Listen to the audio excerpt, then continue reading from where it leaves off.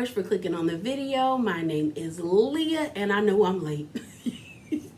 So this is going to be like a Bravo bonanza. We're going to be talking about Real Housewives of Dubai, Real Housewives of Atlanta, and Real Housewives Ultimate Girls Trip. Because I know if I try to do 3 separate videos, no telling when this is going to happen, okay? Life has been lifing and not in a good way. And being in this country with them people doing what they doing ain't been good either. So it's just been a lot, okay?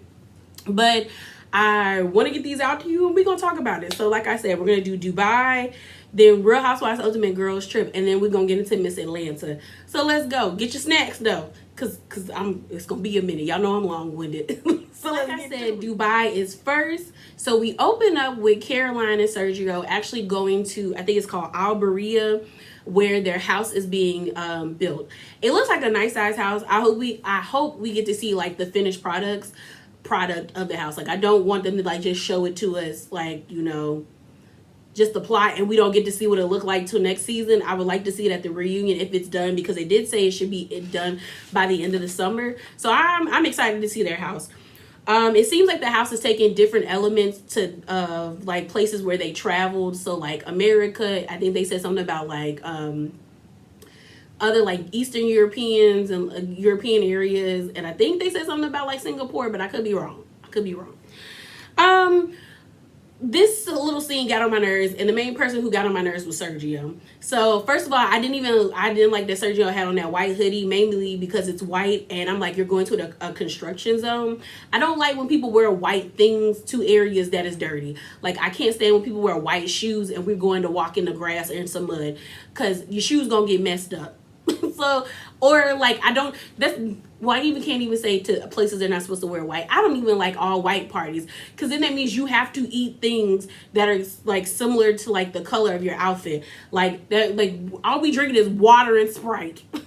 Like what foods is white? Like except fettuccine, and I don't even like fettuccine. So I'm just kind of like, no, I don't know. I don't like. I mean, I have white in my like repertoire of like clothes, but like it's not that common. So I was just kind of like, he had that on. It was a nice hoodie, but I was just like, why are you wearing that in a construction zone? Then to make matters worse, that like interior designer, she got on my nerves because she was being messy. So they're going through and they're looking at the floor plans, and she's like, oh, and this is gonna be the baby room. And Caroline was like, you mean the guest room? And she was like, oh no, the baby room, trying to be cheeky. And I'm like, ma'am, you look every bit of 67. Every bit of 67. So, and Caroline looks 45, and then not a bad 45. She looked good to be 45. She's very youthful, but you know that lady 45, she probably expressed that to you. So for you to be like, oh, baby, shut up. So the contractor and the interior designer lady, they walk away. So then it's just Sergio and Caroline having a conversation. And one thing that annoyed me about this conversation is like Sergio trying to push this lady to have a baby. And I'm just like, and then Caroline feeling obligated or like forced to do it. And this is my thing. If Sergio wanted a child to keep on his family's name and his mom and dad wanted him to have that, then you should have never got with somebody in their 40s, their late 40s to be exact. And my thing is, she already has 2 kids. There's nothing wrong with Sergio wanting more kids, but for you to be like, we have to keep the family on, bro, okay, then you should have got with a girl that was in her 20s like you, or you should have got somebody in their 30s that is like you willing and ready to have kids. So I'm just kind of like, this doesn't make sense. So then Caroline suggests like, oh, we could get a surrogate, and he's like, no, I done research and I want the baby to look like us. I was like, clearly you haven't done enough research, stupid, because if you're using your sperm and her egg, the baby's going to have your DNA. They're just using another lady who has agreed to be the carrier of the baby to implant it in her. So it's like, what are you talking about, Sergio? What are you talking about? And I was glad Caroline was like, when we have these conversations, this is when I know his age is on. I was like, no, I know a lot of people in their 20, like who are 27, who are doctors. Legitimate like veterinarians, are actual like doctors working in hospitals. Your man's just stupid. Like, what are we talking about? Because that didn't make sense. I said, Sergio, because Sergio was like, I've done research. Clearly you haven't done enough, and it's not been in-depth research, or creditable, because there's no research that says that because you like, because she's housing, that her DNA will then like osmosisly go through the placenta and be in your baby. I just like, I don't know. He just gets up out of hers. Next, we see Brooks. She's with her realtor, and they're looking up salon spots. So we know Brooks's whole storyline this season is that she wants to open up her own salon. And once we got more backstory about the salon, or the reasoning why she wanted to do the salon, I was like, okay, I can get with this. So basically, in Dubai, there's like 1 million like salons and spas. The issue is they're not inclusive. And Brooks is like, a lot of places don't know that you can't use a certain laser on black skin, or you can't use a certain product on black hair. She was like, I have to go to like 10 different places in order to look like me. And I don't want that. I don't want other women to do that. I want everybody to go somewhere and get like the best experience and get the right experience. So I was like, okay, like, girl.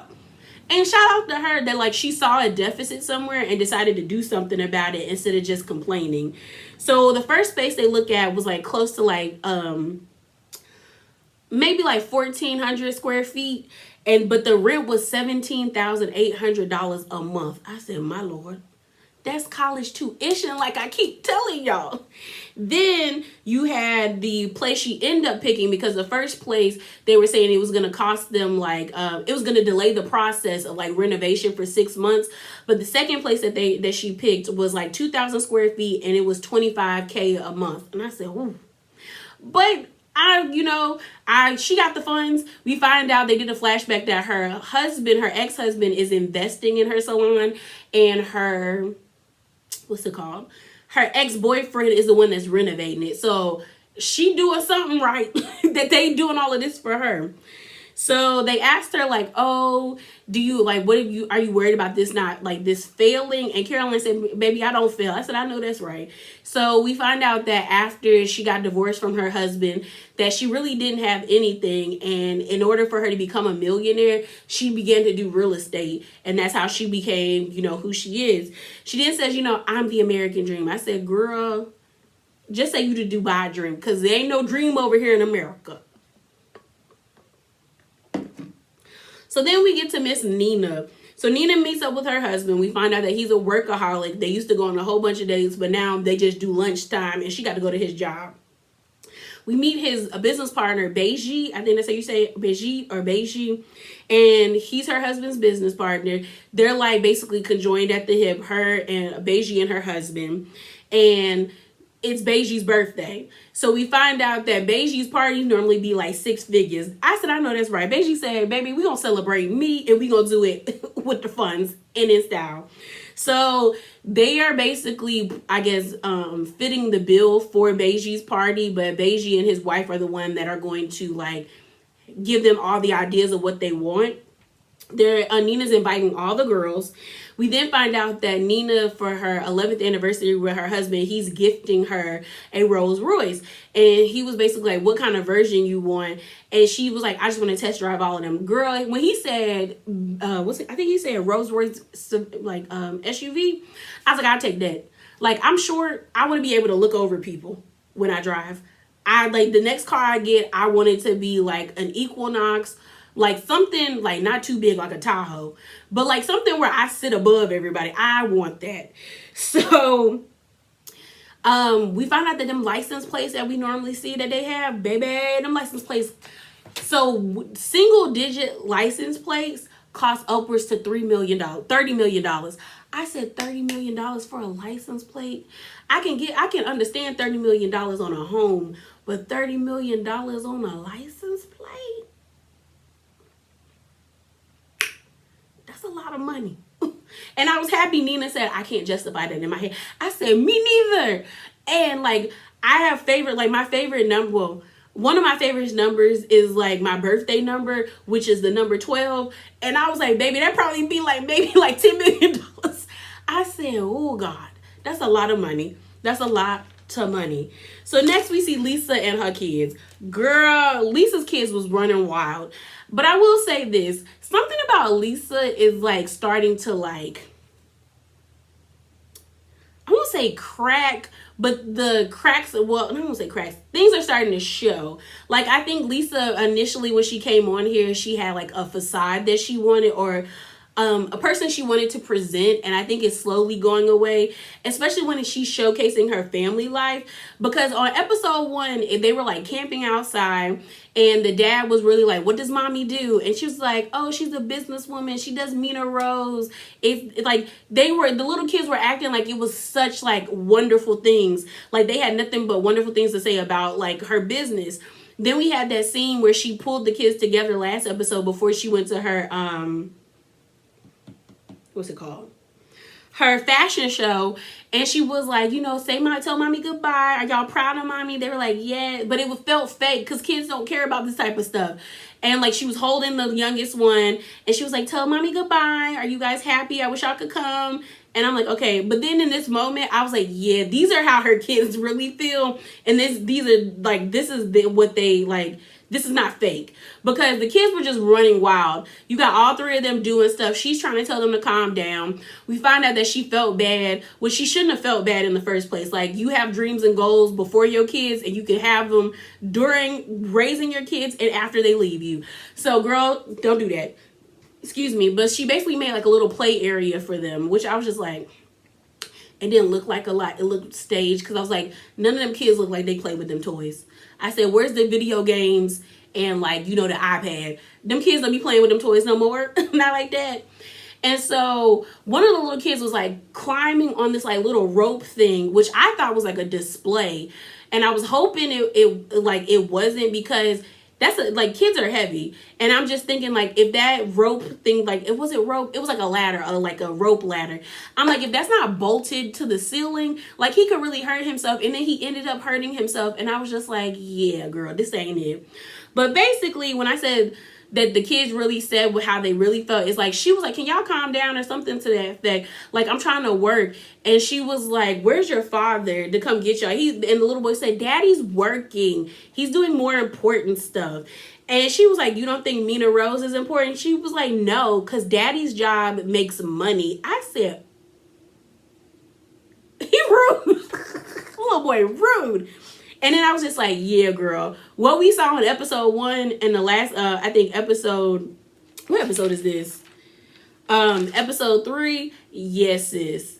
Like, they really don't think that much of what Lisa does, even though what Lisa does is, like, it's a business. It's profitable. I had to deduct points for Lisa when they asked her in the confessional, like, how much has Mina Rose made? And she did a Drew move where she pulled out her phone and called Rich, her husband. And he was like, oh, y'all made like 8 figures. And then she closed the phone and she's like, there you have it. I said, you should know how much your business makes. Low key, that's probably why your husband doesn't take you seriously, because you're not taking that as serious as you're trying to let on. Like, girl, why don't you know how much you've made? Even though he is your financial advisor, you should know how much you make. Because we find out he is her CFO, and I think CFO, because I seried it, I think it's like Chief Financial Officer. And basically he that's what he does as an actual job. And he works for several businesses, and his job is to keep Lisa in budget. So he stops by, the boys are happy to see him. And she's like, we need to have this meeting. So they're sitting down. You can still hear the kids in the back being rowdy as hell. And she's just kind of like, so for Mina Rose, I want to do this. Like, I need you to sign off on this, and this. And while they're having this conversation, his phone keeps going off. So it seems like they have their offices in the same office building. And he was like, well, I got a boardroom filling up with people. Like, we can talk about this at home. And then once we get everything together, then I'll sign off on it. Because basically he was like, you can't do anything unless I sign off on it. Even though you're even though she's like the owner of it, he's like, I'm your chief, like, financial advisor, basically, sis. Like, if I think you going over budget, then no means no. Like, you're not getting it. And I was just kind of like, it's time for her to like break from that.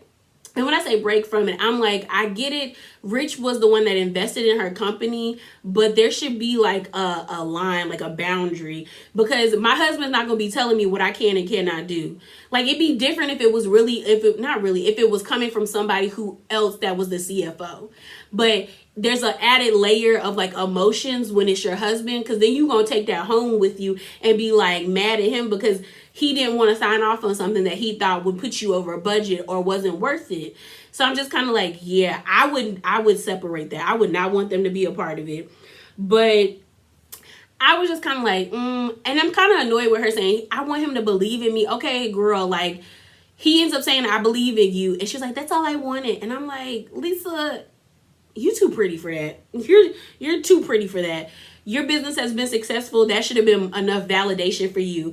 And you shouldn't have needed your husband to say it. But I get it. Sometimes we need to hear it from very important people in our lives. They do this cute little transition with all the moms, like Snapchat. I don't even think they have Snapchat. Like with their Instagrams and like TikTok of them being with their kids, doing fun stuff. I thought that was really cute. The next thing we see is Ayan with her husband, Chris.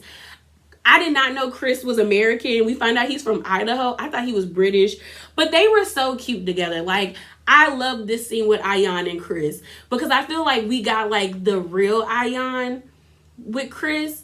And when I say that, it's like, don't get me wrong, I love Ayan's fabulousness in the confessionals, especially like the energy she exudes when she's in that orange dress in the confessional is top tier. It is top tier, and I love it. I love it. But it's just, sometimes it's a bit much. Sometimes it's just like, okay, Ayan, sit down somewhere. But like when she was with her husband, she just seemed so like happy and sweet. And they were talking about when they met each other, how like she was afraid to kiss him because her mom basically told her if she kissed somebody, she would get, a bad disease, a sexual, like an STD.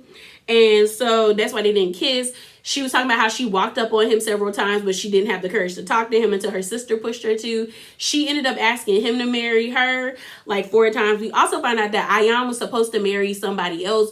Actually her cousin, because in her culture, that's normal. She was like, and my cousin was cute too. And she was like, she ran away with him a few days before the wedding. And she was like, technically she really embarrassed her mom because the dowries had been changed. Like people's goats had been bought and gifted away. Rice had been given. Cows had been given. It was like, girl, things was about to transpire, and she ran away with Chris. At first her mom didn't like Chris, but now her family really loves Chris, and she's still cool with her cousin she ran out on. But it was cute. We also see that Nina sent a voicemail to let everybody know, like, hey, not a voicemail. It was like an e-greeting to be like, hey, y'all are all invited to Beiju's birthday party. We about to turn up. It's about to be real.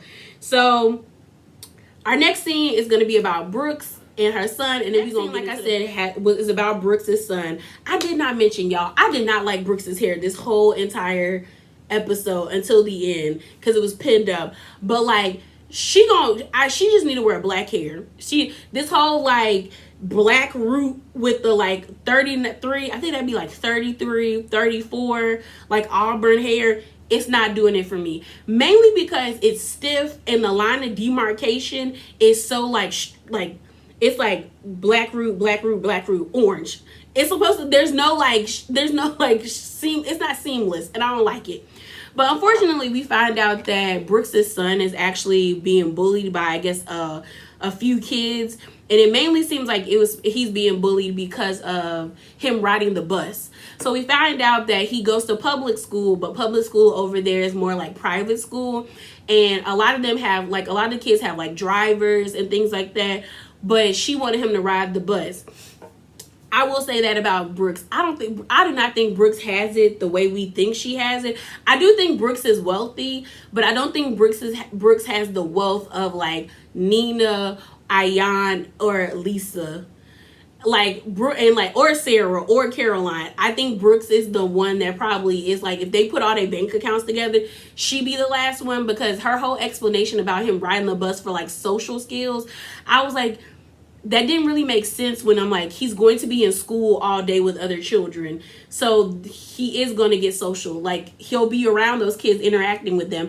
I think he's riding the bus because she can't pay for a driver every day. That's just what it is. that to like wake up every morning, put him in a car and go to school. I don't know how long their school periods is, because I know in other countries some kids go to school all the way through Saturday and they only get Sunday off, which is evil. Low-key, us only having Saturday and Sunday off is evil. Friday should be our day. We should get 3 days off, 4 days to school. So I was just kind of like, girl, like, I don't know about that. But I do hope that, like, he isn't getting bullied now. Like, that shit is weak. It's just weak. And it's sad that, like, he's getting bullied anyway. Like, he shouldn't be. He goes to school every day. Like, you're supposed to go to school, make friends, and learn. Like, you should not have to go to school being worried that somebody's going to make you feel like crap. So I'm glad he spoke up, and I hope he continues to speak up and tells Brooks, so Brooks can intervene like she's supposed to as the mama. The next scene we have is Sarah and Caroline meeting up.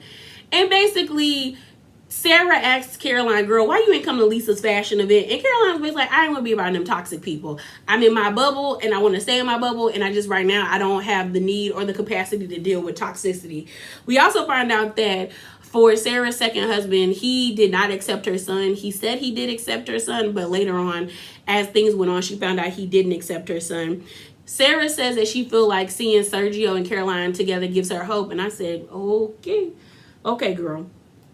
We then found out a little bit more about like the laws in Dubai. They just now allow people who aren't married couples of the opposite sex to live together, which is, I'm like, okay, should have been that, but you know, gotta respect everybody's rules.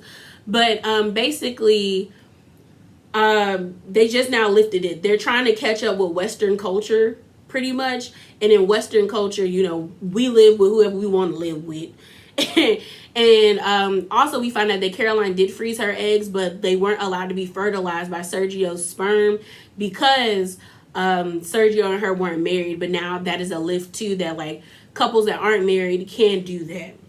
So now it's Beiji's party. The party will look nice. I thought the transition looked cheesy. I don't know. Like, you know, we'll talk about that at the end. But I will say that this when I first saw the transition of all the girls getting ready to go to Caroline's hen party on the first episode, I liked it. This, I kind of was like, I don't know. It was maybe I felt like it was too long. Maybe that's what even though like I felt like the other one was too long, but it was like something new. But I felt like it was too long. So basically it was them all getting ready to go to Beiji's party. I don't know what the hell the theme was. You got Caroline dressed like a flapper. Everybody else had on like gowns, and then like a few people wore their masks. But then when I looked around the party, not everybody had on a mask. So I was like, is it supposed to be a masquerade party? And I think it was. The party looked beautiful. Like they had hanging frames, a hanging piano with a pianist playing.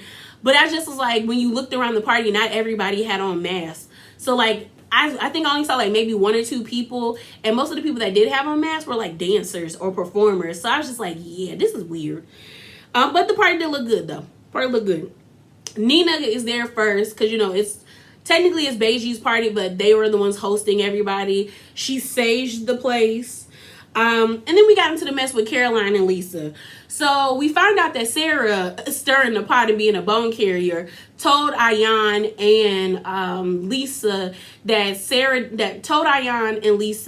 Caroline didn't come to the party because she didn't want to be around toxic people. So you know that totally peeved off Lisa and Ayan. So when Caroline Stansberry gets to the party, she's sitting down at the table. She says, I'm sorry to Lisa. She was like, I wanted to be there, but I'm sorry. So then Lisa's like, girl, kind of like, I know T already. And she was like, you didn't want to be there because Ayan was going to be there. And Caroline's like, no, that's not why I didn't want to be there. And while that's happening, Ayan and Sergio are having a conversation. And Lisa's like, I have no issues with you. Your issues are with Ayan. You should see us as 2 different people. But to give Caroline Stansberry a point, sis, y'all act like y'all come together. Y'all, you really do. You act like y'all come together. The fact that last episode you basically said that Caroline needed to beg Ayan for an apology, that I was like, that would make me feel like if I was Caroline, that like, okay, you're on her side and you don't really fool with me. Because there was a way that Lisa could have just been like, Caroline does owe her an apology. She was wrong. But to add that word beg, like I'm supposed to grovel to your best friend, girl, get out of here. Goodbye. So then Lisa basically was like, I don't have an issue with you. Like, I feel like it was wrong you didn't come to my event because we always have supported each other. And Caroline was like, yeah, I understand. So then, like I said, you see Sergio and Ayan having a conversation. The conversation is going pretty good. They're saying that they vibe off each other. They really like each other. It just seems like Sergio is trying to be nice and keep the peace. Like he doesn't want an issue with anybody. Caroline gets mad and says, so Sergio has become one of them. And a lot of people online got mad because Caroline said them. And some people were trying to put like a racial undertone on it.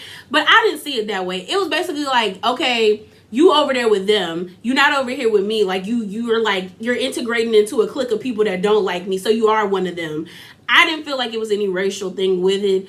I just felt like, yeah, she could have used a different word choice, but she said it. So then she got mad so then Lisa got mad and said one of them, you talking about the fabulous people.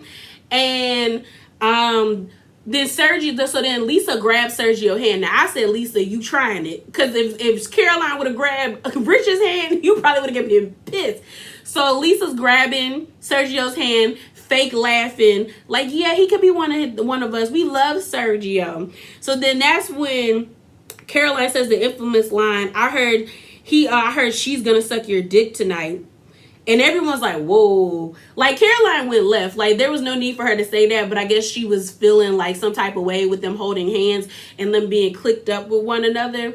So Lisa looks at her, but Lisa didn't say nothing to her face in that moment. I said, Lisa, you should have checked her right then and there. Because Lisa was like, if I sucked your husband's dick, he would be mine, not yours. And I said, well, why didn't you say that to her? Why did you say that? So then Michael, who is Caroline's gay best friend, he like takes her away. He's like, ooh, girl, come on. So they walk away. And then everyone's at the table. Like nobody was paying attention while they were arguing. Everybody else was like eating and talking. And she basically is like, girl, she be doing that. She be stirring the pot and she drops a bomb. Sarah trying to act like she don't understand what happened. I'm like, Sarah, you was running your mouth. Brooks is like, girl, what's going on? So then Ayan and Caroline get back into it. Ayan says Caroline got like a dark spirit, a dark hearted. I said, Ayan, I don't think the lady's dark hearted. I like the energy you be giving her, she just be giving it back to you. But Ayan really feels like she hasn't really done nothing to Caroline for Caroline to basically single her out and not invite her to things. And she was just like, and then so when Caroline sat back down, Ayan was like, I think there's you have an issue with me, but I don't have an issue with you. And Caroline was like, I don't have an issue with you. I think there's been miscommunication on both parts.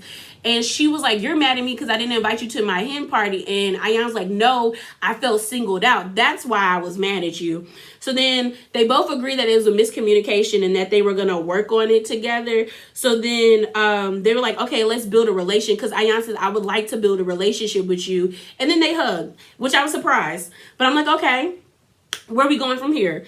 And then Lisa says in her green screen, I'm glad they made up, but now Caroline's on her shit list. And that's how the episode ends. And then they do that long ass montage, which is not needed. It doesn't look fun. Like, it just feels drawn out. One thing I can say about Miss Dubai is, like, I'm kind of bored with it. Like, for some reason, it feels like it's been on just as long as Real Housewives of Beverly Hills or Atlanta. Beverly Hills and Atlanta are like on episode 8 and like episode like 7 and 9. But we're only on episode 4 for Dubai. But it feels that way. I will say I watched Nikki Star's TV. Shout out to the girl. I love her. Her mama is funny. Her mama is hilarious.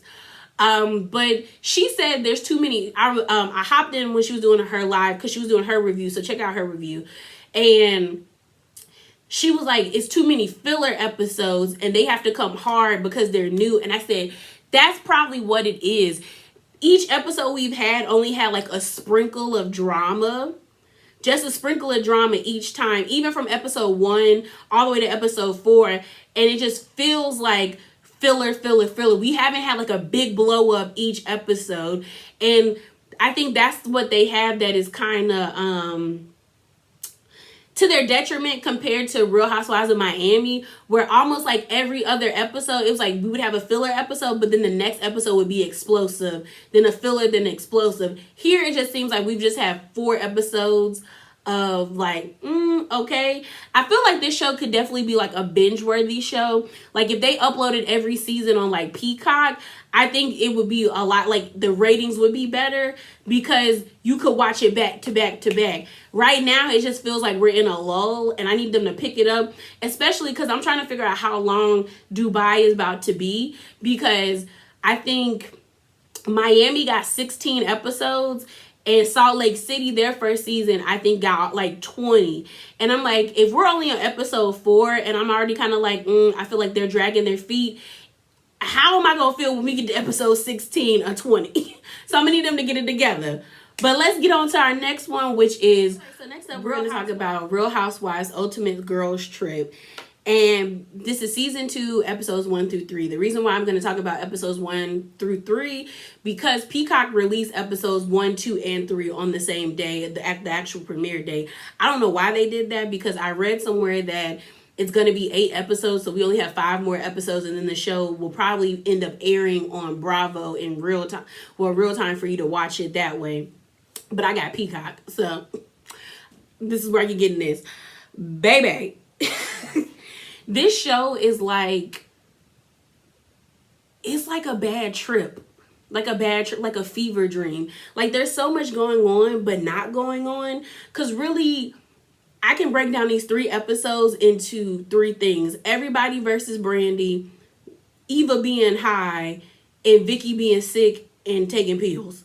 That's all of episodes 1 through 3.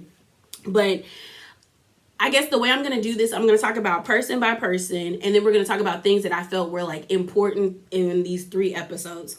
So the first person we're going to talk about is, let's talk about Taylor and Brandy. So Taylor and Brandy are so this season of Real Housewives Ultimate Girls Trip is called the Ex-Wives, because everybody on this cast have been fired from Bravo. So I thought it was interesting that they didn't have anybody from New Jersey. But then I thought about it. There's nobody iconic that has left New Jersey other than Danielle. And most people don't really see it for Danielle. But like, honestly, Danielle's the only one that like probably would be notable or rememberable enough that people would watch her on another reality show associated with Bravo. Because no one cares about Caroline Manzo. At least I don't. We don't care about Dina like that. We don't like, I mean, some do, because Dina is still really cool, really tight with Teresa, but I don't. Siggy, no. The 2 twins and Amber, although because season 6 of New Jersey is actually one of my favorites, because that shit is just chaos. But no one cares about those 3. And who else? Or Jacqueline like that. Or the other Caroline, their cousin, Teresa and Joe's cousin, and Rosie. Like, other than them, like, New Jersey doesn't have iconic ex-wives other than Danielle Staubs. And most people don't see it for Miss Danielle Staubs that I think are Bravo celebrities, or Bravo celebrities. So I don't know. I don't know. But I mean, we have 1, 2, 3, 4, 5, 6, 7, 8. We got 8 people. So that's a decent enough cast. So the first person we're going to talk about, let's go with Miss Dorinda, because Dorinda is hosting everybody. So I miss Dorinda on Real Housewives of New York. Dorinda and Jill are the 2 that are from Real Housewives of New York. Dorinda is actually hosting everybody at Blue Manor, which is her home, or her vacation home or something like that, or her winter home. I don't know what they call it. Excuse me. And Blue Manor has given us so many iconic scenes. One of my favorites is, I made it nice. I made it nice. Dorinda was drunk as hell. She was tired. And she said, I made this nice for y'all. Y'all bring this bull to my house. That's one of my favorite scenes. Bethany versus Luann. Dorinda versus Luann. Baby, I miss Dorinda. I really wish they never would have got rid of Dorinda off of Real Housewives of New York. Because, and this is not me to say I don't like Leah, because I know Leah and Ebony get a lot of flack. But Leah, Ebony, and Brashawn were not good additions to Real Housewives of New York because they didn't fit the demographic. Real Housewives of New York is for old ladies. Like, let's just call it is. Real Housewives of New York is just for old women. Like, most of the cast on Real Housewives of New York are between the ages of 50 and 70. And we like to see them be drunk, be hoes, because a lot of them are hoes. but just be out there, be loose, be drunk, and have a good time and argue. That's what we wanted to see from them. And you added 3 people who weren't going to give us that. But like I said, Dorinda is hosting everyone in Massachusetts at Blue Manor. So then we have Miss Jill Zarin. Jill is just desperate. Jill reeks of desperation. But one thing I can give Jill is like, I kind of respected the fact that she was upfront about wanting to be back on Real Housewives of New York. Because Jill got the same treatment Charisse did, where Jill's friend group is what Real Housewives of New York was built around. The first couple of seasons, just as Charisse's Real Housewives of Potomac was built around her friend group. Jill was the glue and so was Charisse. And then when people didn't like them anymore or the network didn't see any value in them, they just kicked them out. And I always felt like that was kind of wrong on both parts for Charisse and Jill. One thing I found interesting though is like I said, Jill was always upfront about wanting to be back on New York. Like, she doesn't need the money, but she wanted to be back on it. Like, she had FOMO. Like, she wanted to be around the girls. Like, she had she didn't like that she wasn't a part anymore. And then she had that big beef with Bethany and all that stuff. But on this season of Ultimate's Girls Trip, and her scene, it was so cringy, and we'll talk about that. But that scene of her walking up on the ladies to recreate what she did, I think it was like Easter Island with Ramona and them, I was like, girl, it was, because it didn't hit, it was so cringy. But we got Miss Jill Zarin, and those 2 ladies are from New York. So then we have Eva and Phaedra. So I was happy to see Eva. I actually wish Eva and Shamari would come back to Real Housewives of Atlanta. I feel like out of all the newbies that we've gotten, I think Eva and Shamari deserve a second chance.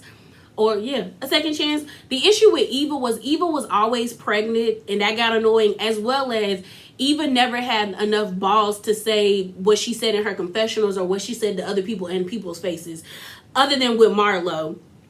Other than that, like, because that's the thing, people would confront Eva, and then Eva would act like she got amnesia, like she don't know what she said.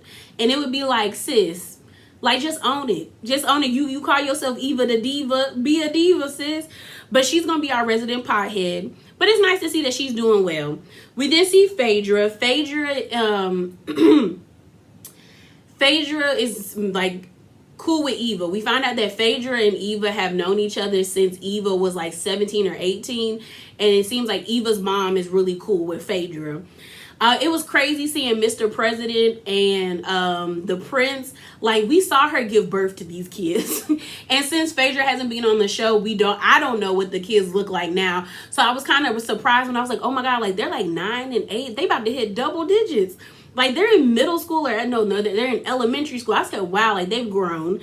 But Phaedra, honestly, on this show is just there. Like, she's just being funny in her confessionals. And other than that, she's not really saying nothing. Like, she's not getting into beef with people. She cool with Eva, and she cool with the other ladies. But, like, she's taking the role that I would take if I was there. Like, just vibing and just being there, eating food and laughing at the stupid stuff that I see. And like I said, they're from Real Housewives of Atlanta. So then we have Taylor and Brandy from Real Housewives of Beverly Hills. They got beef. So Brandy and Taylor have had beef since season 2 when Brandy was added to the cast. It's great to see that Taylor is doing better. I wish both, you know what? We just gonna be honest. Both Taylor and Brandy should have left their faces alone. But we found out that Taylor's face actually got like broken by her abusive ex-husband.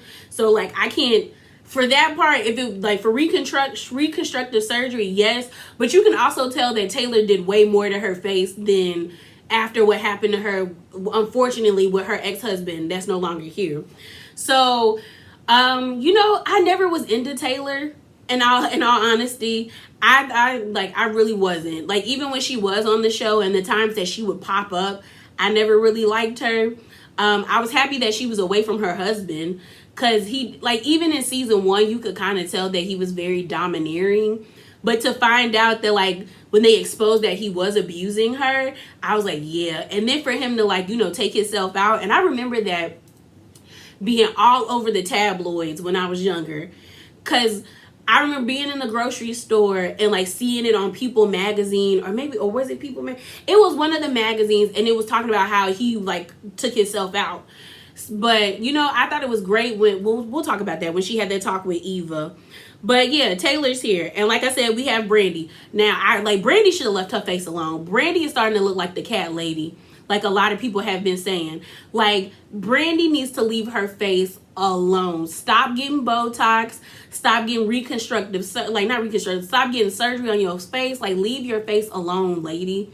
Like, and that's the thing that people don't understand.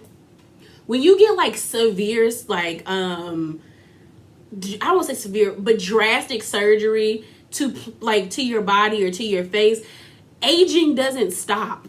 Like, your body starts to shift fat and things around in your face and in your body as you get older. So Brandy just looked like this all the time. Like, it looks a mess.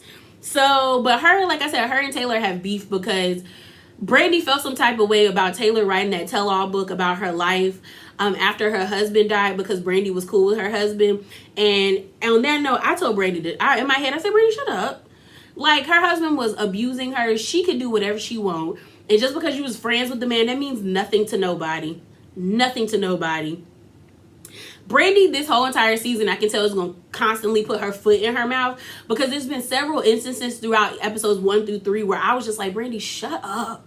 Shut up, lady. Shut up. But Brandy wants to talk to Taylor because she wants to understand why Taylor doesn't like her when she already knows.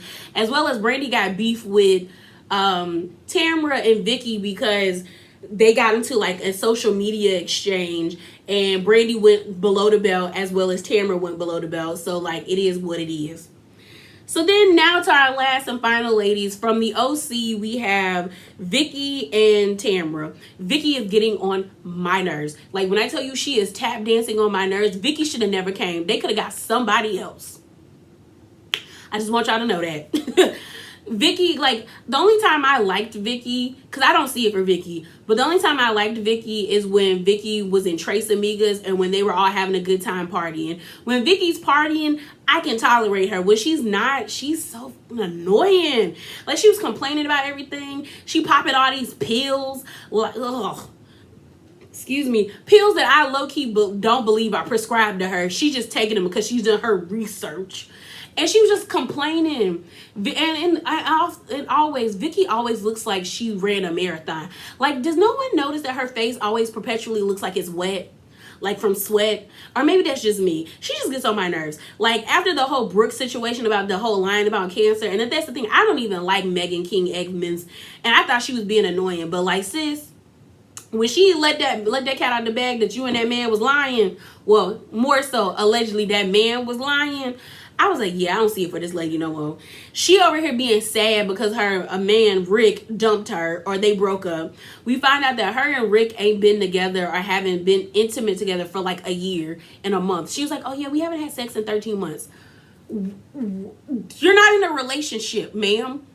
And this is not to say, like, maybe, because there are some people in relationships where they don't have sex, but ma'am, you're in a relationship where you were having sex and then y'all just stopped having sex for a whole year and a month. He don't want you and you don't want him. What we talking about? So we found out that they broke up, and she's going through the like whole depression about being broken up and stuff. We found out that man's still living in her house in Mexico. And I said, why is he still living in your house in Mexico? I really do, because I found out before they started filming, or while they were filming, he ended up getting married to somebody else. And I was just like, I hope he's not still living in your house. I hope not. We also find out that that she bought her own wedding ring, like her engagement ring, because she ain't like the one he got her. I said, baby, that was writing on the wall that this won't gonna last. To me. But yeah. And then Tamra's just there to be Vicky's sidekick. Like, and that's pretty much it. That's all the ladies. So, like I said, we got Eva, Phaedra, Dorinda, Jill, Vicky, Taylor, Brandy, and Tamra. So on to the things we need to talk about them. Go over my list of things that I thought were important for these last 3 episodes. Vicky and these pills. I'm so sick of Vicky and these pills, because I low-key don't think none of her pills are like prescribed by a doctor. Possibly maybe 2 or 3, but the other things that she was taking, I think they're just vitamins that you can get at the Walmart on the vitamin section. And she just feels so like emboldened in taking these things. She was getting on my nerves because she's being such a like Debbie Downer, and then she's constantly referencing not feeling like herself. And I'm like, if you don't feel like yourself, then why did you come? Why did you come? Then we have Jill. Jill, this is the thing I was talking about when I was talking about Jill earlier on. This whole moment was so cringy because Jill was trying to create one of her old Housewives moment, which a lot of people were like, it was iconic, but it wasn't iconic to me because I didn't remember it. So it couldn't be that great. Where she popped up on Ramona, and then is it her name Alexis? I think it was Alexis. I don't know. But she popped up on Ramona and then like I think it was like season 1 or 2. And like it was like on Easter Island and they were getting mani-pedis and stuff. And Ramona, you know how dramatic Ramona is. Oh my God. Oh my God. Ramona's just extra. So Jill was trying to recreate that because the ladies didn't know Jill was coming. They all thought like everybody that was there was like the only people on the trip, but then Jill popped up and was trying to have this moment. Dorinda knew she was coming, but it didn't hit. Jill was kind of upset because she was like, well, Tamara and Vicky are trying to act like they don't know me when we've had conversations. And everybody else is just kind of like, who is that? Like nobody, like Phaedra, Taylor, and Eva were just kind of like, okay, who that? Like, it just didn't hit. And like the secondhand embarrassment I got for her, I was like, girl. And then she brung like an entourage. She brung her boyfriend and her dog. And I was like, that dog better not be staying in that house. Because Dorinda had rules. Dorinda was like, you can't eat upstairs and you can't bring food upstairs. And I was like, if she has that dog, she's going to try to bring that dog upstairs. Like, and Jill gives me very much that, like, she probably don't potty train her animals. She do. But the boyfriend ended up taking the dog, but it just got awkward, especially when the boyfriend made his speech of like, thank you for housing my beautiful girlfriend. I just know she's in safe hands. And then they kissed each other. And I was just like, why are y'all doing this? Like, she could have just kissed that man in the car and he could have went back home. It was just stupid. It was stupid. Then at the end of episode 1, we had the Dorinda versus Vicky, where Vicky lets it be known that she doesn't believe in getting, getting hit with the shot for the pandemic or the panorama. And so her and Dorinda was going off on each other, and more so Dorinda. And I agreed with Dorinda because Dorinda was just like, why don't you believe in it? And Vicky's whole thing, I did my research. She just kept saying, I did my research, but she didn't give like factual evidence of why. And then they have like a confessional room. Vicky was like, I have varicose veins. That's why. I said, okay, Vicky. Okay. But Dorinda gave us an infamous Dorinda blow up moment where she a little tipsy and she goes off and she said, I'm going to wait for the unicorn that's going to come. Because that doesn't make any sense. And she was going off. Dorinda was going off. But then that's how episode 1 ended. We then have a scene with Brandy versus Taylor. So like I said, Brandy is very much like uncomfortable. And her, like, especially like she wanted to talk to Taylor. So on episode 1, they had this seafood boil. And at the table, basically, did they have this conversation before they had the dinner? No, they did. On episode 1, Taylor and Brandy sat down, and Brandy basically said she didn't understand why Taylor had an issue with her because she thought everything was good. Like she thought everything was hashed out, but then she saw that Taylor was on like a Watch What Happens Live, and when Andy asked her about Brandy, Taylor said, I'm good with never talking to her again. So then they have a conversation. Taylor basically is like, girl, I had just the world just found out that I had been in an abusive relationship that I was ashamed about.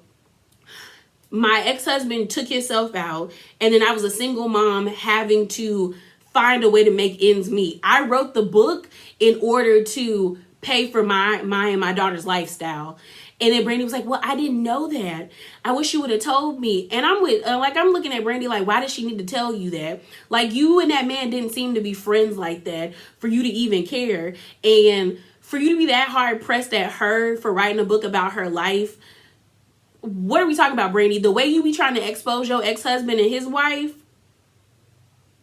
Girl, go sit down somewhere. So then Brandy was like, you don't understand. Like, that was like the hardest time in my life. Filming season 2 was the hardest time in my life because I was going through a divorce, a really nasty divorce. And on top of that, the world just hated me. And you guys made me feel that way. I was like, Brandy, shut up. Shut up. And like I said on Twitter, Brandy is great for TV.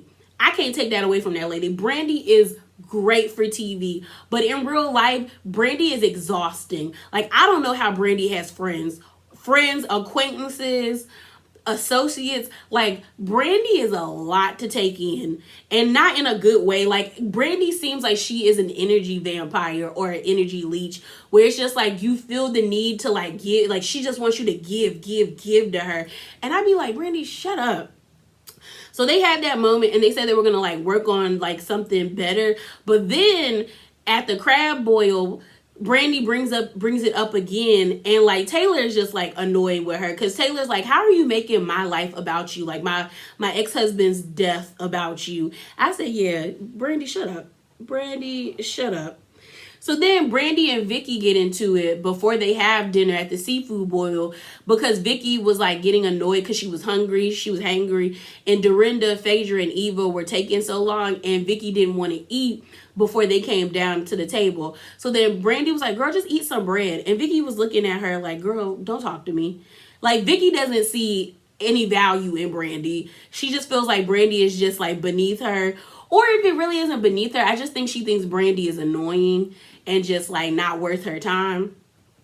But they kind of got into like a little spat, but then it ended because Brandy was like, you're being such a, like, she was just like, you're just being dramatic. You're being so negative. And I was like, Brandy, that's not for you to say. Like, people already don't like you, and you make them not like you even more when you do those things to them. But they had that moment. So then it's the second day, and I think on this, oh yeah, it's the second day, and they're going to like this flappers kind of thing, like this 1920s home that's like supposed to be haunted in Massachusetts. And they're going to get like tea readings, which I would like to do and see what that's like, what that's about. You know, Vicky being her conservative self, even though we've seen that lady pee on herself on TV and get drunk, like blackout, pissy drunk. But before they go there, Vicky ended up having to like have somebody come check on her, and we find out that she has a sinus infection. Honestly, it's probably because of all the things Vicky has done to her face. Vicky done had like 12 facelifts. She can't breathe. And then we find out she has like a sinus infection. So they go to this house for the party. Dorinda had to get Brandy together because as the lady is like reading the tea leaves, Brandy is like talking out of turn. Like, she's not being very respectful. As well as she called the lady, like the people who were hosting them, like one of the ladies a lesbian. I guess that like she thought the chef was a lesbian. Because the bartender was a lesbian, but she thought the chef was a lesbian, and come to find out that the chef is actually like married. But then Brandy kept saying it, and then they asked her, like Phaedra was like, well, how'd you know she was a lesbian? And she was like, her eyebrows. And everyone's like, what? What? Like, Brandy just be having her moments, because it was funny. And then Jill was like, see, that's when you fall in love with Brandy. Because Brandy does have moments where you're like, oh my God, like, she is funny, she's carefree. But then she does shit that you're just like, you're horrible. You're horrible. So while they're at the whole tea thing, and they're about to sit down and having dinner, like I said, Dorinda had to get Brandy together and tell her to check her, like, stop talking while the lady is reading. So they sit down to have dinner. Brandy ends up getting into it with Vicky, Taylor, and Tamra. And what kicked it off was like they were talking. Brandy was talking. I think Dorinda brung up about Brandy being rude, and Brandy was like, oh, I didn't mean it that way. And then Tamara was like, sometimes you just need to shut up. And then Brandy was like, you know what, you can shut up. And then everybody was like, whoa, like, Brandy, chill out. So then Taylor and Vicky kind of like chimed in, and then she said, shut the F up to them. And I said, Brandy is too comfortable telling people to STF you. So then Taylor did her infamous, like, you are not going to talk to me that way. The cat meme, like, that finger got the pointed, and she kept going off on, like, when I tell you, Taylor was pissed. Because she was like, you're not going to keep talking to me like that. And Vicky even said, you're not going to keep talking to us like that. And as much as I don't like Vicky like that, I actually agree with Vicky and Taylor, and even Tamara, like, you can't keep telling people to shut the F up and then be angry or upset or like, oh my gosh, when they cuss you out back. Like, Brandy be doing too much. Because then after Taylor got up to, like, you know, because she was like, I'm done. She got up to go to the bathroom. Everybody was like, you got to stop telling people to shut the F up. Like, you got to chill. And Brandy was like, what do you mean? What do you mean? So then when Taylor came back, Brandy, like, kind of apologized. And she was like, I want to be in a good place with you. And Taylor was like, I can be in a good place with you, but you're not going to keep telling me to shut the F up, as well as you keep poking me. Like, you keep poking the bear. And excuse me. And she was like, that's not okay. And then Brandy gonna say, but I really love you. I said, see, you're exhausting. You're exhausting. Because you're not going to keep telling someone to shut the F up and then be like, I love you though. Girl, that's toxic. That is toxic. That is toxic. So the last night, so this is episode 3.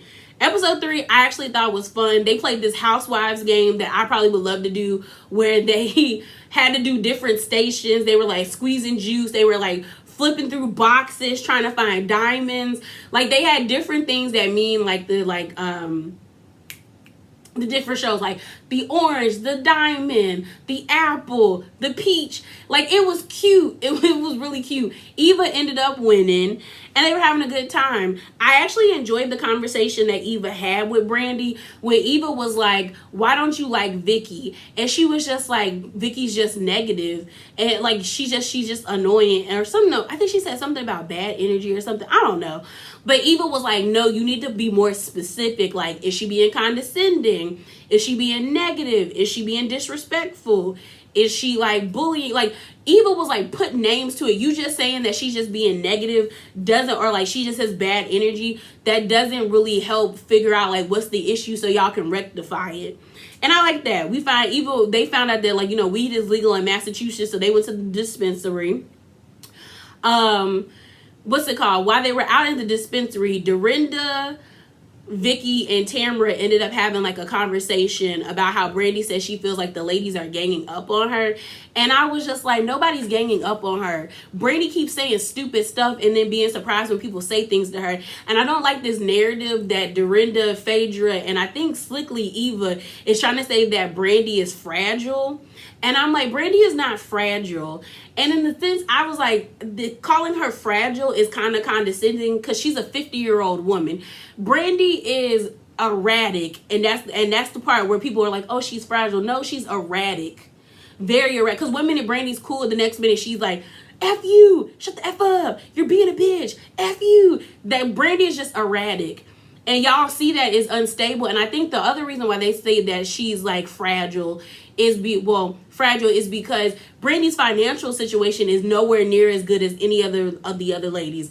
Phaedra's doing good by herself. Jill's fine. Eva's fine. Vicky and Tamara are good. Dorinda is obviously fine. Jill is fine. But everyone's all looking at Brandy like, Taylor is even fine, but they're looking at Brandy like she probably needs this check, and this is why she's acting the way she's acting, or she's fragile because y'all know she ain't got it like we got it. But the whole like she's fragile, she's really sweet at heart. I was like, being erratic is not the same thing as being fragile. That's just not what we're gonna do. Brandy does things that she would not want people to do to her, that she complains about people doing to her, so she can't be mad when it's reciprocated. We're not doing that. Because what she did to Eva. So on the last episode, and then we're going to wrap this up and head over to Miss Atlanta. On episode 3, we have Eva versus Brandy. Oh, I didn't even talk about the Eva and Taylor. So Eva and Taylor actually had a really nice heart-to-heart about their abusive past. You know, Eva talks about being with Kevin McCall's psychotic ass.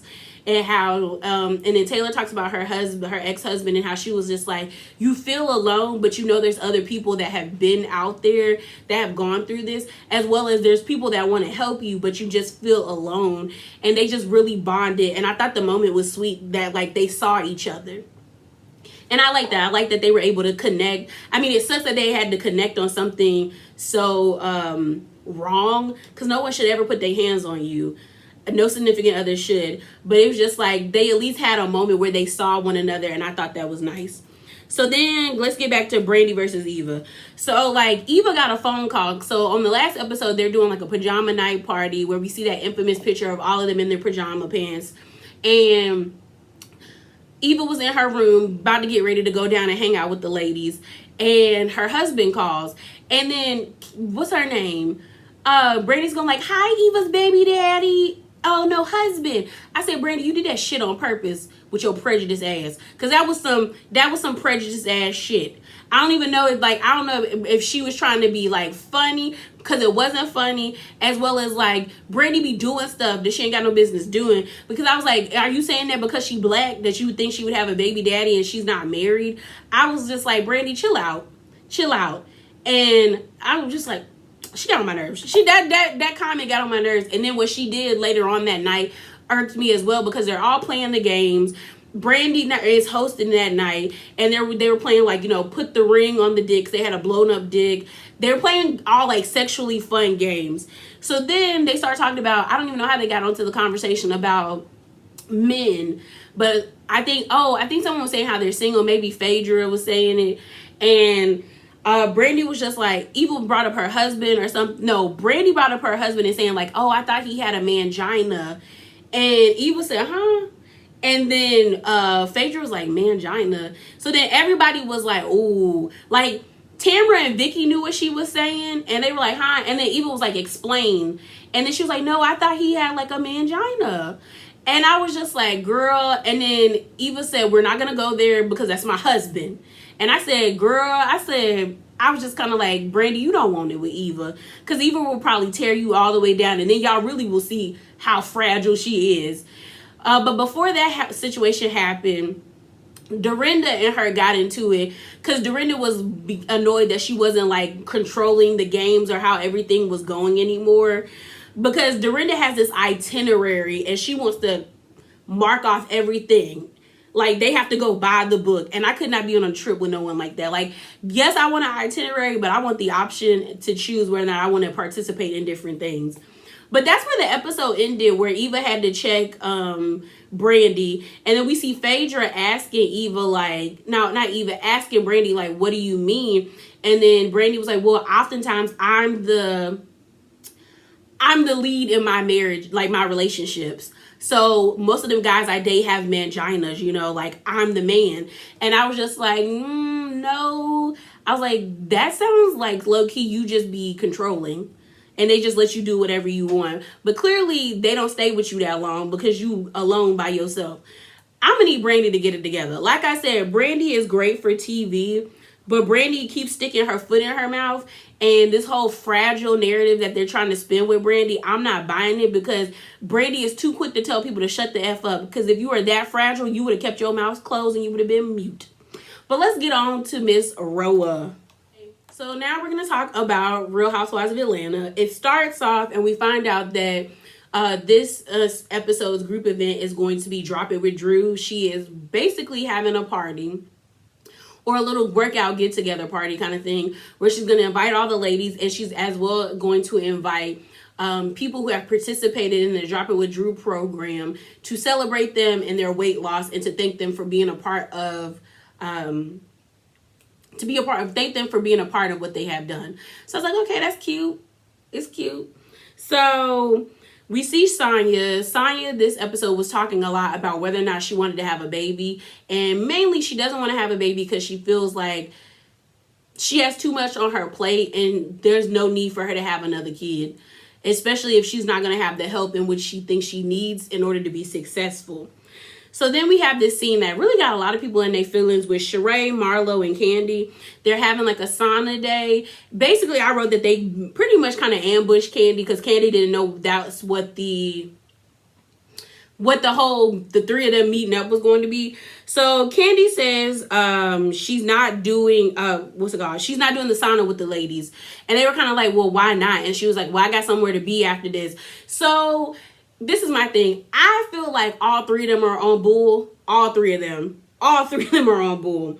And we'll talk about that. I'll tell you how I thought once I run through the scene, and then I'll tell you how I feel like they're all on bull.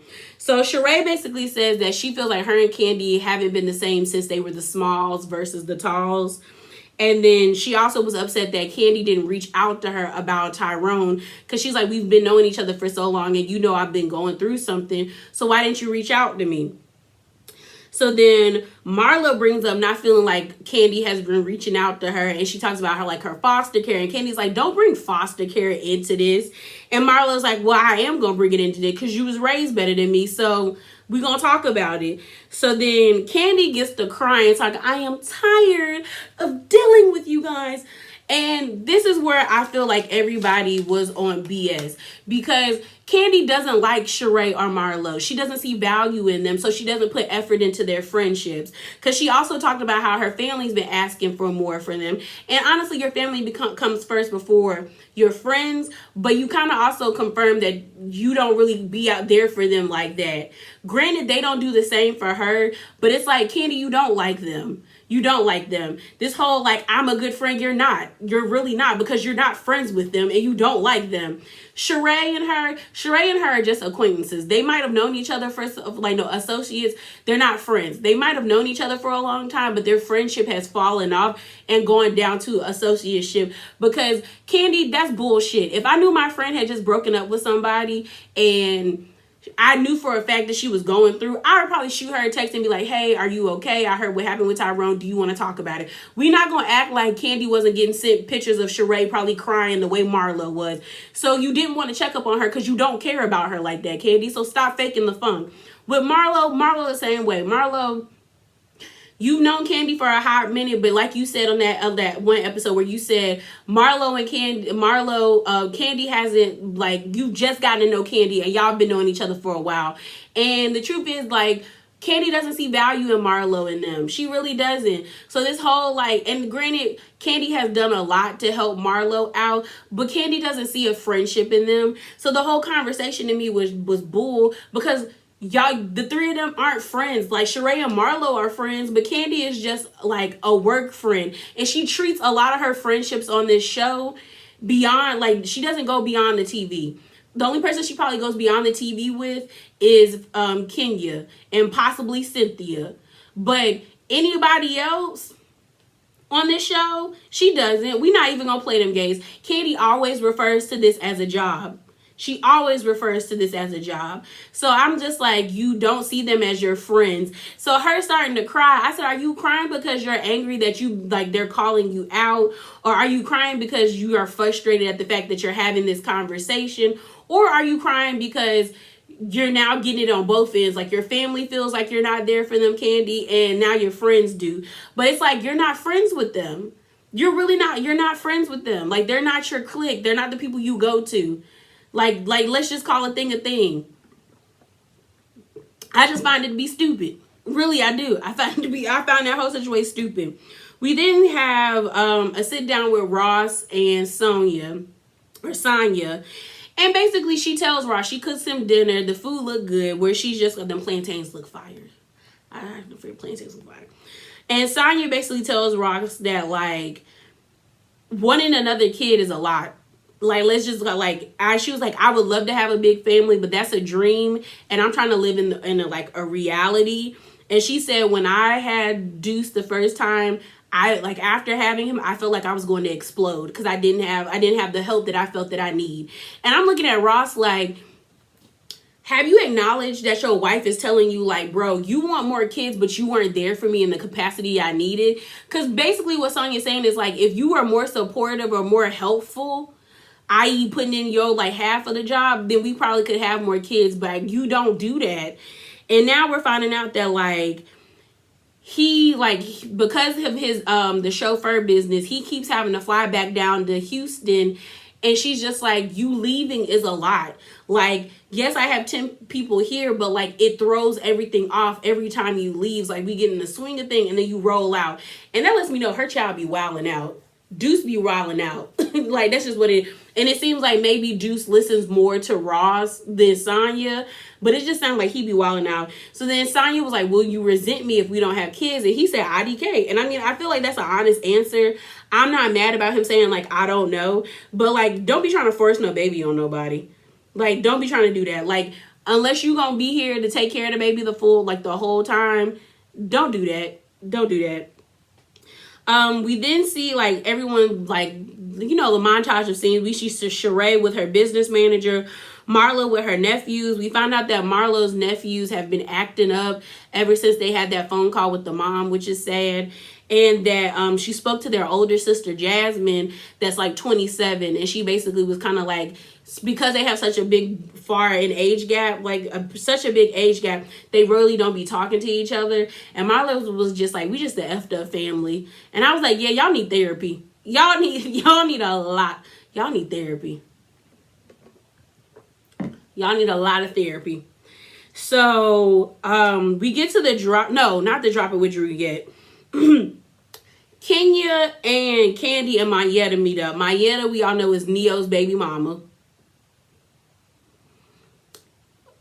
Because she pissed me off. She pissed me off today. Y'all know I am not a Kenya stan.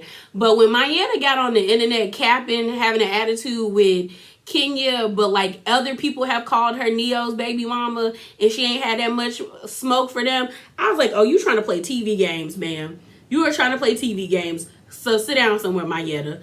But we find out that she just got married to that white guy. He's handsome. You know what? He looks like the guy, that one actor to me. And I'll post a picture of him. But he played Negan off of Walking Dead. That's what her husband looked like to me. But her and her husband got married. They're having a good time. They went to some place where you can make candles. They were talking about Candy Cares. That's something that Mayetta helps Candy with. And then Kenya brings up Marlo and how Marlo was shading Candy's business or Candy's like organization with Candy's Cares. And Candy really got upset about that.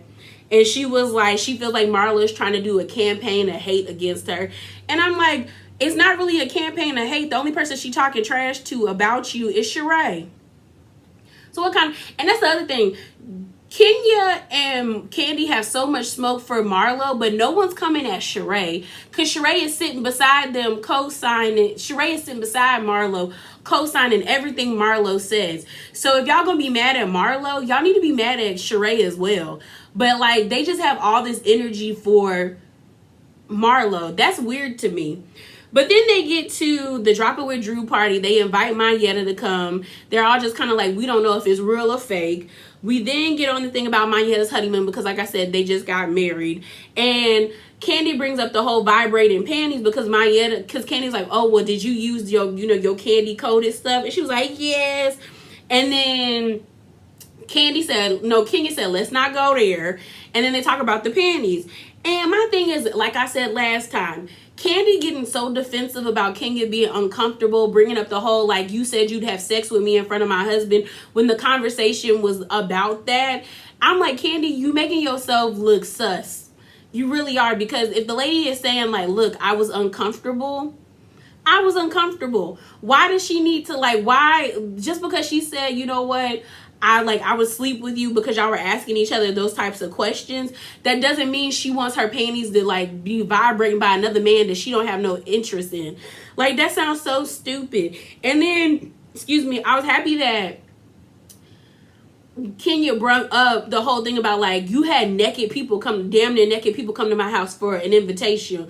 And Kenya was like, well, what if I had somebody come to the house like that and Blaze was home? She was like, I would laugh and send them on their way.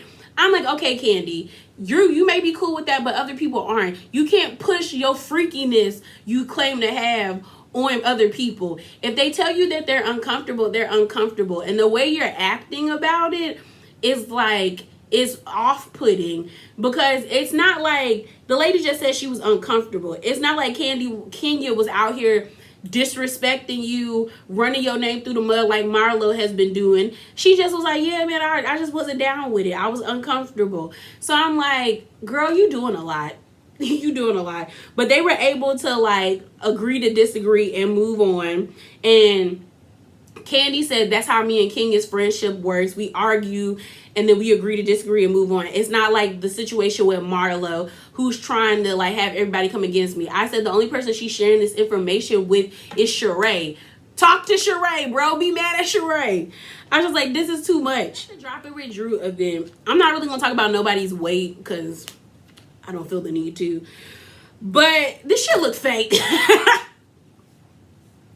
It looks so fake to me. It looks so like, there was a few people in there that I was like, maybe they're a part of the program, but we got way more information about the program. Everybody shows up. They were talking about how they felt like they were surprised that Sonya got an invite, and Marlo was like, girl, I wouldn't have invited you. And I was like, yeah, I wouldn't have invited you either after what happened. Everybody shows up. It was weird because when Sonya got there, she went to go talk to Ralph about marital advice about Ross, and I said, who prompted you to do that? Because why are you talking to this peanut-headed asshole for marital advice when y'all saw the way he was acting at the table and he might have cheated on his wife? What are we talking about, Sonya? What? So she was there to talk to them, and then he was like, being too busy is not a reason not to have kids. I said he's dumb and his wife is dumber. Because we have a scene at the end of the episode where Drew is like, you want to make your husband happy, so you should have a baby. And she was like, I just wasn't ready. And I was like, what? I said, y'all are stupid. Y'all deserve each other. Both of y'all are dumb as hell. Dumb. So Marlo versus Candy almost happened, where Marlo walked in and I guess she didn't say hi to Candy. She like walked past Candy and was like waving to other people to walk to the back, and then it bothered Candy. And I'm like, why is it bothering you? You don't like her. But she was bothered. They start before they got into the workout and stuff. Unfortunately, an intruder jumped the gate at Candy and Todd's home, and their two youngest kids, Blaze and what's the little girl, Blaze and I don't know. Both their kids was at home. Ace and Blaze were at home, and their friend Katrina, who was like, I guess the babysitter or something, was there and had to call the police, and they rushed home. Luckily, everybody was okay. The kids didn't notice, but the guy seems like he might have had a mental illness, because he said something about being Beyonce's cousin and saying that he was T.I.'s son, and that they sent him over there to like write for Candy. So it was crazy, but I was happy that they was like, he was okay. They did say because he ended up jumping the community gate to get into their area, that if the police saw him again, he would be arrested. But they ended up leaving. We do see some of the people for Drop It With Drew who come up and say like, hey, I lost 100. One lady said she lost 100 pounds in 50 weeks. That's 11 months. I don't know if that's healthy, but good for her. Then they started doing the workout stuff. It was extra. They were supposed to have weights, and they were supposed to jump from side to side, and then they were like supposed to lay down, and I think they were supposed to do like push-ups, then roll over and like do kind of like a sit-up, but like in the V position. Drew was struggling so bad. It was horrible. Drew was struggling so bad, and I was like, see, this is why you don't make people your face of your company if they don't really match what you're trying to push. So then Kenya shows up late. She said she had to go to an open house for Brooklyn school, which I don't believe, but I was like, okay, Kenya. Sonya and her are like hugging, but Sonya said these moves are too advanced for this to be like beginner level, and she was like, where are the modifications?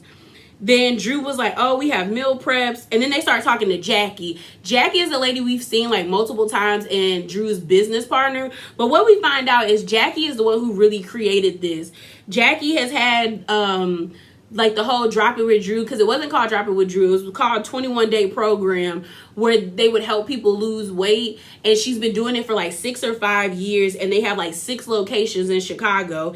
And they asked Drew to be the face of their location in Atlanta because I guess they were having issues getting advertisement in Atlanta. So basically they're like, oh, so Drop It With Drew isn't really hers. You're just the face of it. And they were like, so you changed your whole business to fit around just her, and she hasn't produced results? And Jackie was like, oh, because she believed. Like, Jackie was like, I believe in her. And I said, girl, this is Miss Jackie. I get that you want Drew to be a part of this, but Drew's body doesn't give like program. And then on top of that, to say that Drew ended up getting like, so this is the thing. Drew had a mommy makeover, which she lied about having the hysterectomy, because I've never heard of people doing plastic surgery and having a hysterectomy at the same time, unless you went to a plastic surgeon, and plastic surgeons don't normally perform hysterectomies. It's normally a different type of surgeon. So I was just kind of like, okay, that didn't make sense. But for Drew to have surgery and then for y'all to be profiting, saying like, oh, she lost weight in 21 days, that doesn't sit well with me. Like, it would be different if you're like, oh, this program is to help you maintain what you have lost, or like lost or maintain your body after surgery. That makes sense, because even if you get surgery, if you don't keep it up, it'll go back to the same. So I was just kind of like, I don't know about this, Miss Jackie. So then it's Drew versus Sheree, when Sheree is like, oh, okay. And then Drew was like, I feel like y'all are grilling me. And Drew made the first jab with this one, because she was like, at least I have product. Like, and then Sheree, and she said some slick thing to Sheree where she was just kind of like, I have the product. And Sheree was like, she was like, mine is my own. That's my own business. And Sheree actually had her own. So she had She by Sheree welcome mat, yoga mat, a water bottle, and she had on her yoga pants. Sheree's booty looked amazing. Sheree's booty looked perfect. And I said, girl, if my booty looked like that, you couldn't tell me nothing. Her booty looked amazing, bro. And that was her She by Sheree yoga pants. So she has merchandise. She has prototypes, and she was marketing them. Then Mayetta kicks off the mess between Marlo and Kenya, where Mayetta talks about she wanted Marlo and Candy to talk before Candy left to deal with the intruder. And Kenya was like, Marlo, I think Mayetta said, like, I think she just feels like y'all keep coming at her for what Kenya said. And Marlo was like, so who told her I said this, and this? And Kenya said, I did. And she was like, well, did you tell her everybody had something to say? Like, it wasn't just me. Like, Sheree said something. Drew said something. And then Drew even chimed in. She was like, yeah, we all said something. And Kenya was like, well, she wasn't really, like, fixated on them. She was fixated on you. And basically, she not effing with you right now. And Marlo was like, you think that ruins my day? Okay. Like, I can't go eat at 5-star restaurants. All right. Okay. So then they start going back and forth. And then Marlo was like, well, can you teach me to be a better friend? And then Kenya was like, she was like, you're not a better friend. She's like, that's why I said teach me. So then they go back and forth. Marlo starts talking about Mark. She was like, you should have had this. I think she said something about Mark. You having that energy for Mark. Or weren't you like this with Mark? She was like, yo, fake booty. You think you perfect. What's it called? Kenya called Marlo a pitiful hoe. Marlo said, learn to keep a man, which isn't really a dig, because y'all all could get men. Because then Kenya was like, where's your man? Marlo says, I don't want one, but I know you do. Kenya said, I am perfect. I'm a Barbie compared to you. You're a loser. You're ugly. They were giving real, baby, jabs. So then Marlo stepped towards Kenya, and that's when Kenya was like, get out of my face. Get out of my face. And I said, Kenya, she's not really in your face, and you're the one doing this. So calm down. I mean, I understood Kenya. Like, she stepped to you, so you had every right to, defend yourself. But I'm like, Kenya, you could not take Marlo. Like, we're not even, just because Kenya boxes, Marlo is from Miami-Dade County, and she lived in foster care, and she got, 2 inches on Marlo would beat Kenya's ass. I like Marlo and I like Kenya, but we not about to sit here and lie. But Marlo shouldn't have gotten nowhere near Kenya. And the fact that when Marlo had her hands behind her back like this, and she was leaning forward, I've seen that in school, and normally them the girls that can fight.